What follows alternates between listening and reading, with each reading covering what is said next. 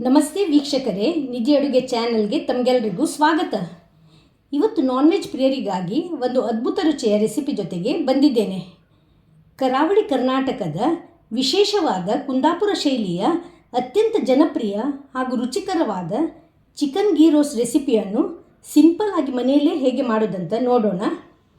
ಬ್ಯಾಡಗಿ ಮೆಣಸು, ಹುಣಸೆ ಹುಳಿ ಹಾಗೂ ದಟ್ಟವಾದ ಮಸಾಲೆ ಜೊತೆಗೆ ಹುರಿದ ಚಿಕನ್ ಸೇರಿಸಿ ಸಿಹಿ, ಹುಳಿಯ ಹಾಗೂ ಕ್ರೀಮಿಯಾದ ಟೆಕ್ಸ್ಚರ್ ಹೊಂದಿರುವಂತಹ ಈ ರೆಸಿಪಿ ಇದೆಯಲ್ಲ, ತಿನ್ನಲು ಮಾತ್ರವಲ್ಲ, ನೋಡಲು ಕೂಡ ತುಂಬ ಆಕರ್ಷಕವಾಗಿರುತ್ತದೆ. ಇದನ್ನು ನೀರು ದೋಸೆ, ಆಪಂ, ಪರೋಟ, ಚಪಾತಿ, ಗೀ ರೈಸ್ ಜೊತೆಗೆ ಸೂಪರ್ ಕಾಂಬಿನೇಷನ್ ಅಂತ ಹೇಳ್ಬೋದು. ಇದು ಕರಾವಳಿಯ ಒಂದು ಸಾಂಪ್ರದಾಯಿಕವಾದ ರೆಸಿಪಿ. ಬನ್ನಿ ಮಾಡುವ ವಿಧಾನ ನೋಡೋಣ. ಇಲ್ಲಿ ಒಂದು ಅರ್ಧ ಕೆಜಿಯಷ್ಟು ಬೋನ್ಲೆಸ್ ಚಿಕನನ್ನು ಬಳಸಿ ಈ ರೆಸಿಪಿಯನ್ನು ತಯಾರಿಸ್ತಾ ಇದ್ದೇನೆ. ಇದನ್ನಿಲ್ಲಿ ಮೀಡಿಯಮ್ ಸೈಜಿದ್ದು ಪೀಸಸ್ ಮಾಡಿದ್ದೇನೆ ಹಾಗೂ ಕ್ಲೀನ್ ಮಾಡಿ ತೊಳೆದಿಟ್ಟಿದ್ದೇನೆ. ಈಗ ಇದನ್ನು ಮ್ಯಾರಿನೇಟ್ ಮಾಡಬೇಕು. ಹಾಗಾಗಿ ಈ ಚಿಕನ್ ಪೀಸಸ್ಸಿಗೆ ರುಚಿಗೆ ಉಪ್ಪು, ಒಂದು 1/4 ಸ್ಪೂನಷ್ಟು ಅರಿಶಿನ ಹುಡಿ, 1 ಸ್ಪೂನಷ್ಟು ಜಿಂಜರ್ ಗಾರ್ಲಿಕ್ ಪೇಸ್ಟನ್ನು ಸೇರಿಸುವ ಹಾಗೂ ಒಂದು ಅರ್ಧ ಕಪ್ಪಷ್ಟು ಮೊಸರನ್ನು ಸೇರಿಸಿ ಚೆನ್ನಾಗಿ ಮಿಕ್ಸ್ ಮಾಡಿಕೊಳ್ಬೇಕು. ಜಾಸ್ತಿ ಹೊತ್ತು ಇದನ್ನು ಇಡಬೇಕಾಗಿಲ್ಲ. ನಮ್ಮ ಮಸಾಲೆ ರೆಡಿ ಆಗುವವರೆಗೆ ಇದನ್ನು ಮುಚ್ಚಿಡುವ. ನೆಕ್ಸ್ಟ್ ಇಲ್ಲಿ ಕೆಲವು ಸ್ಪೈಸಸನ್ನು ಡ್ರೈ ರೋಸ್ಟ್ ಮಾಡುವ. ಒಂದು ಪ್ಯಾನನ್ನು ಬಿಸಿಗಿಟ್ಟು ಅದರಲ್ಲಿ 1.5 ಸ್ಪೂನಷ್ಟು ಕೊತ್ತಂಬರಿ ಕಾಳು, 30 ಕಾಳು ಮೆಣಸು, 3/4 ಸ್ಪೂನಷ್ಟು ಜೀರಿಗೆ, ಸಾಧಾರಣ ಒಂದು 10 ಮೆಂತೆಕಾಳು, 1 ಸ್ಪೂನಷ್ಟು ಸೋಂಪು, ಒಂದು 4-5 ಲವಂಗ, 1 ದಾಲ್ಚಿನ್ನಿ ತುಂಡನ್ನು ಸೇರಿಸಿ ಹುರ್ಕೊಳ್ಬೇಕು. ಸ್ಪೈಸಸ್ ಇದೆಯಲ್ಲ ಚೆನ್ನಾಗಿ ಹುರಿದು ಘಮ ಬರುವಾಗ ಗ್ಯಾಸ್ ಫ್ಲೇಮನ್ನು ಆಫ್ ಮಾಡುವ. ಈ ಬದಿಯಲ್ಲಿ ಒಂದು 12 ಬ್ಯಾಡಗಿ ಮೆಣಸನ್ನು ಬಿಸಿ ನೀರಲ್ಲಿ ಒಂದು 10 ನಿಮಿಷಗಳ ಕಾಲ ಸೇರಿಸಿ ಇಟ್ಟಿದ್ದೇನೆ. ಈ ರೀತಿ ಸೇರಿಸಿ ಮೆಣಸನ್ನು ಗ್ರೈಂಡ್ ಮಾಡೋದರಿಂದ ಮಸಾಲೆದು ಕಲರ್ ಇದೆಯಲ್ಲ ತುಂಬ ಚೆನ್ನಾಗಿ ಬರ್ತದೆ ಹಾಗೂ ಸ್ಮೂತಾಗಿ ಗ್ರೈಂಡ್ ಆಗ್ತದೆ ಕೂಡ. ಇಲ್ಲಿ ಹುರಿದ ಸ್ಪೈಸಸ್, ಇದರ ಜೊತೆಗೆ ಒಂದು 15 ಸಿಪ್ಪೆ ತೆಗೆದ ಬಾದಾಮಿ ಬೀಜ, ನೀವು ಇದರ ಬದಲು ಗೋಡಂಬಿ ಬೀಜವನ್ನು ಸಹ ಬಳಸಬಹುದು, ಒಂದು 5 ಎಸಳು ಬೆಳ್ಳುಳ್ಳಿ, ಇವಿಷ್ಟನ್ನು ಸೇರಿಸಿ ರುಬ್ಬಿಕೊಳ್ಳುವ. ತೆಗೆದಿಟ್ಟ ಇಂಗ್ರೀಡಿಯೆಂಟ್ಸ್ ಜೊತೆಗೆ ಮೆಣಸನ್ನು ಸಹ ಸೇರಿಸುವ. ಮಿಕ್ಸರ್ ಜಾರಲ್ಲಿ ಇವೆಲ್ಲವನ್ನು ಸೇರಿಸಿ ಚಿಕ್ಕ ಹುಳಿಯನ್ನು ಸೇರಿಸಿ ಅಗತ್ಯಕ್ಕೆ ಬೇಕಾದಷ್ಟೇ ನೀರನ್ನು ಸೇರಿಸಿ ಥಿಕ್ಕಾಗಿ ಹಾಗೂ ಫೈನಾಗಿ ಪೇಸ್ಟ್ ಮಾಡಬೇಕು. ನೋಡಿ, ಮಸಾಲೆ ಈ ರೀತಿಯಲ್ಲಿ ಇರಬೇಕು. ನೆಕ್ಸ್ಟ್ ನೋಡಿ, ಕಡಾಯಿಯನ್ನು ಬಿಸಿಗಿಟ್ಟು 3 ಸ್ಪೂನಷ್ಟು ತುಪ್ಪವನ್ನು ಸೇರಿಸುವ.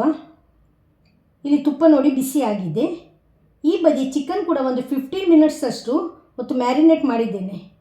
ಈಗ ಇದರ ಪೀಸಸನ್ನು ಹಿಂಡಿ ತೆಗೆದು ತುಪ್ಪದಲ್ಲಿ ಸೇರಿಸಬೇಕು. ಈ ರೀತಿ ಎಲ್ಲ ಪೀಸಸನ್ನು ಹಿಂಡಿ ತುಪ್ಪದಲ್ಲಿ ಸೇರಿಸುವ.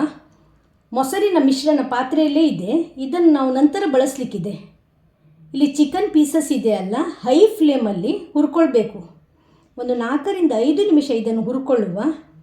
ಇದನ್ನು ಫ್ರೈ ಮಾಡೋದರಿಂದ ಇದರ ನೀರು ರಿಲೀಸ್ ಆಗ್ತದೆ. ಇದನ್ನು ಕೈ ಬಿಡದೆ ಈ ರೀತಿ ಫ್ರೈ ಮಾಡಿಕೊಳ್ಳುವ. ಈಗ ಇದರ ನೀರಿದೆಯಲ್ಲ ಸಾಧಾರಣವಾಗಿ ಹಿಂಗಿದೆ. ಈಗ ಪೀಸಸನ್ನು ತೆಗೆದು ಒಂದು ಪ್ಲೇಟಲ್ಲಿ ಇಡಬೇಕು.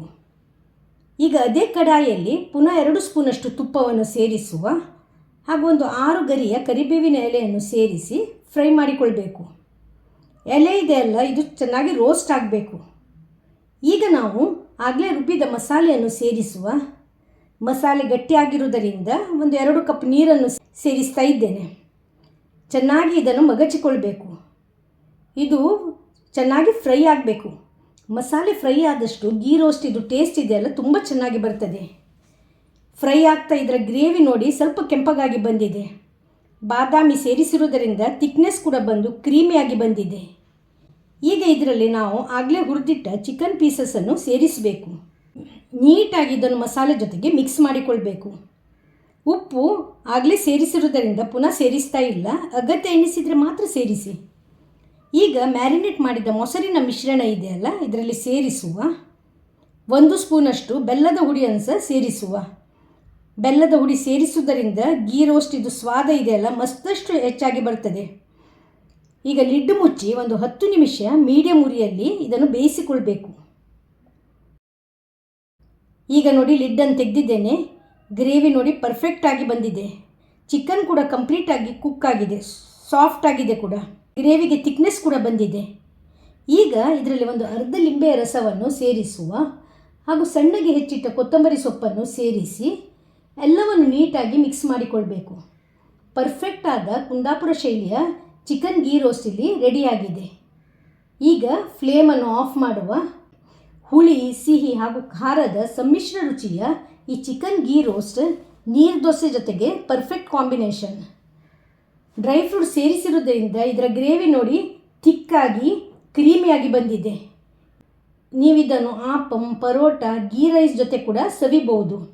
ಹೋಟೆಲ್ನಲ್ಲಿ ಸಿಗುವ ಗೀ ರೋಸ್ಟ್ಗಿಂತ ಹೆಚ್ಚು ಟೇಸ್ಟಿಯಾದ ಮನೆಯಲ್ಲೇ ಪೌಡರ್ ಮಾಡಿದ ಮಸಾಲೆ ಸೇರಿಸಿ ಮಾಡಿರುವುದರಿಂದ ತುಂಬ ಯಮ್ಮಿ ಆಗಿದೆ.